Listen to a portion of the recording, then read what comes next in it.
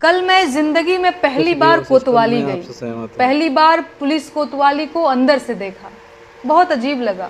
मैं घूमने नहीं गई थी, मुझे तो पुलिस ने नोटिस भेजकर बुलाया था। क्या आप जानते हैं मुझे क्यों बुलाया गया था?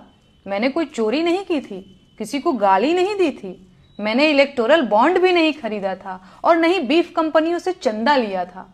मैंने तो वोट भी नहीं चुराया था, लेकिन फिर भी मेरे खिलाफ एफआईआर दर्ज की गई और पूछताछ के लिए मुझे नोटिस भेजा गया। जानते हैं मेरा अपराध क्या था? मेरा अपराध ये था कि मैंने इस देश के प्रधानमंत्री से 4 सवाल पूछ लिए थे। मैंने इस आजाद लोकतांत्रिक देश के एक आजाद नागरिक की हैसियत से इस देश के प्रधानमंत्री की आलोचना कर दी थी। बस ये बात सरकार से बर्दाश्त नहीं हुई। होती भी कैसे? एक किसान परिवार की मामूली लड़की की इतनी हिम्मत कि वो प्रधानमंत्री से सवाल पूछ ले। औकात क्या है इसकी? तो बस भाई, मुझे मेरी औकात याद दिलाने के लिए नोटिस भेजकर थाने बुला लिया गया और मैं गई भी। क्या करती? कानून के हाथ बहुत लंबे होते हैं। बस वो अंकिता भंडारी के असली गुनहगारों तक नहीं पहुंचते और स्पेशल सर्विस मांगने वाले भाजपा के वीआईपी भी उससे बच जाते हैं।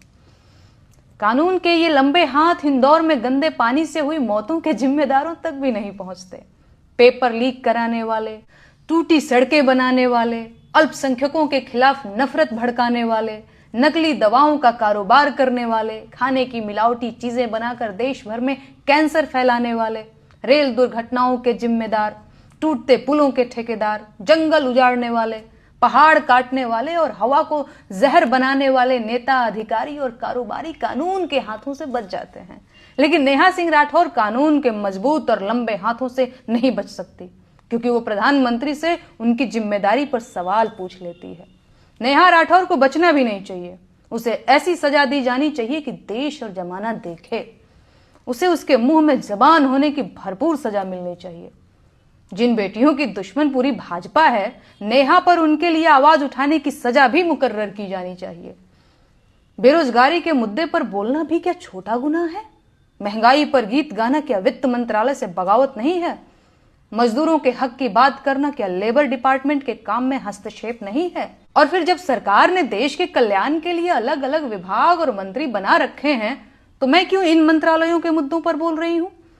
एक मुकदमा तो सरकारी काम में बाधा का भी बनता है। देश में जब महिला आयोग है तो महिला अधिकारों की बात करने वाली मैं कौन होती हूँ? कितनी अजीब बात है ना। जिस सरकार को देश की गरीबी, बेरोजगारी, महंगाई और भ्रष्टाचार से लड़ना था, वो सरकार मुझसे लड़ रही है। खैर, अब सरकार को जल्द से जल्द देश हित में कानून बनाकर आलोचना को देशद्रोह और आलोचकों को देशद्रोही घोषित कर देना चाहिए।